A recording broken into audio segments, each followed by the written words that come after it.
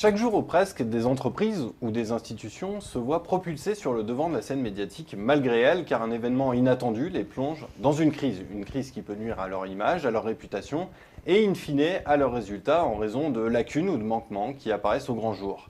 Alors comment réagir, comment limiter la casse? Leurs stratégies sont-elles efficaces? Bonjour Eric Julie. Bonjour. Alors vous êtes président fondateur de Clé, qui est un cabinet indépendant de conseil en communication. Vous avez auparavant réalisé de nombreuses expériences. Vous avez de nombreuses expériences. Vous êtes passé par la direction d'Antenne 2, puis de la SNCM, de l'AFP ou encore de Publicis Consultant. Vous avez également fait un passage au ministère de l'Intérieur où vous étiez en charge de la réforme territoriale. Alors pour bien comprendre ces enjeux de la communication de crise et ces bonnes pratiques, je voudrais que l'on prenne quelques cas de l'actualité récente. Par exemple, récemment, il y a eu ce crash fatal à Christophe de Margerie où les autorités russes ont promis de faire le ménage parmi les responsables de l'aéroport de Moscou. Plus généralement, comment est-ce qu'on communique après un crash aérien? Et il y a eu plusieurs cas cette année, la Malaysian Airlines, Air Algérie. Quelles sont les bonnes pratiques après un crash aérien?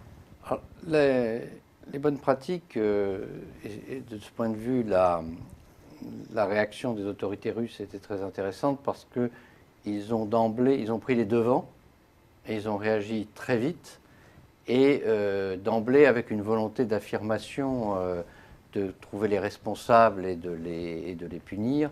Et donc on peut presque dire que vis-à-vis de l'Occident, et ce décès un peu emblématique, ils ont fait une espèce d'opération de publicitaire presque pour dire on est transparent et on est plus blanc que blanc et en plus en rendant hommage à Christophe de Margerie, dont Poutine a dit qu'il était un véritable ami de la Russie. Donc, du point de vue de la communication russe, c'était parfait. Mais c'était un cas relativement simple, parce que même si c'est une personnalité exceptionnelle qui disparaît, ce n'est qu'une victime, enfin, plus l'équipage, 4 victimes. Évidemment, la situation est beaucoup plus difficile quand c'est un avion de transport en commun qui disparaît, parce qu'évidemment le nombre des victimes est considérable et que c'est clair que dès qu'il y a un nombre de victimes, et a fortiori quand il y en a beaucoup, ça change les enjeux de la crise.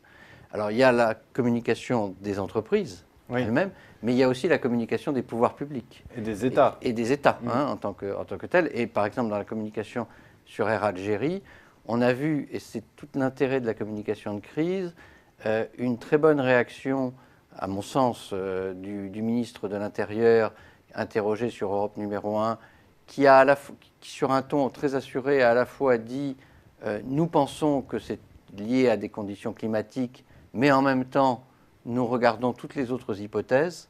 Et donc, il y avait à la fois déjà un début d'explication, mais sans fermer la porte à d'éventuelles autres hypothèses pour éviter de se trouver contredit par la nôtre. Donc ça, c'était une bonne partie. Donc en revanche, finesse dans la communication. De finesse dans la communication, à mon avis, de bon ajustement.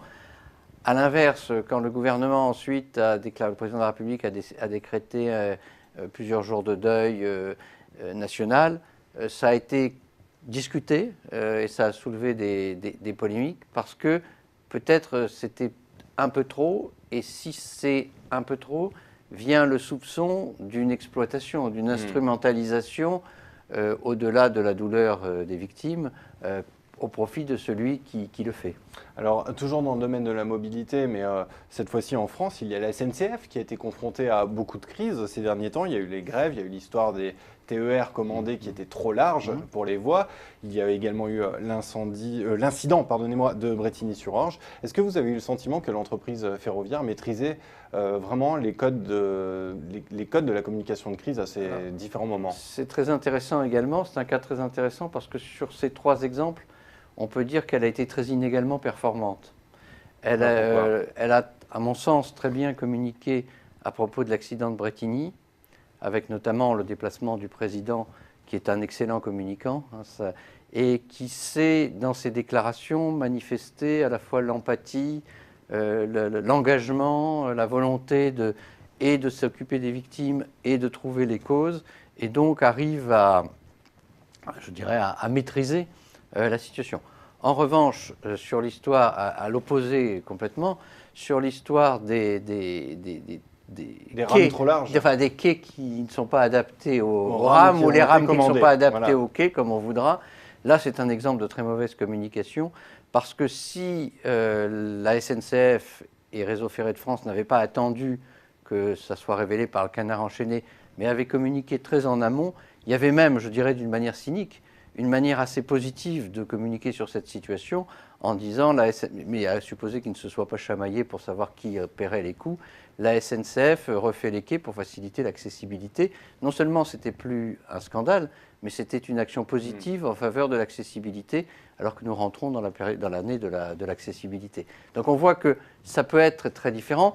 Et puis il y a le cas de la communication à la suite des grèves, avec le spot publicitaire qui a été diffusé pendant le match de football.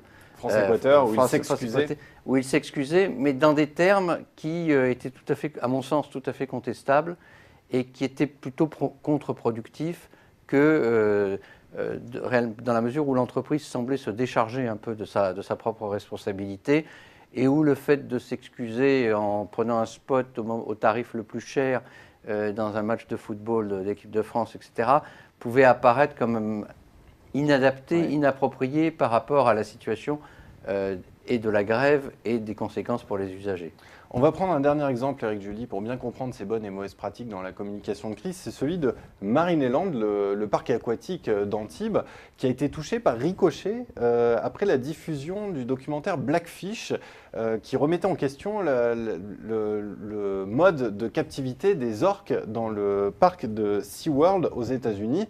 D'ailleurs, SeaWorld a perdu moins 5% de chiffre d'affaires en un semestre à la suite de l'apparition de ce documentaire. Comment est-ce que vous avez jugé la réaction? Alors, le Marineland a réagi, notamment, mais on rentre dans la communication de crise, c'est du détail, hein, c'est un art d'exécution. De toute façon, la communication, de manière globale, c'est un art d'exécution. C'est un point qui était intéressant parce qu'ils ont réagi en demandant un droit de réponse en bonne et due forme sur le site du Nouvel Observateur, ce qui fait que ça a été présenté sous forme avec un commentaire, une contextualisation par les journalistes, et ça a un deuxième, donc en fait, qui sert à réduire la portée du droit de réponse, et deuxièmement, ce qui ne fait qu'ajouter une deuxième occurrence sur Internet sur l'affaire. Il aurait sans doute mieux valu répondre directement dans le blog du Nouvel Observateur, de manière à ne pas être commenté, à ce que la réponse ne soit pas elle-même commentée.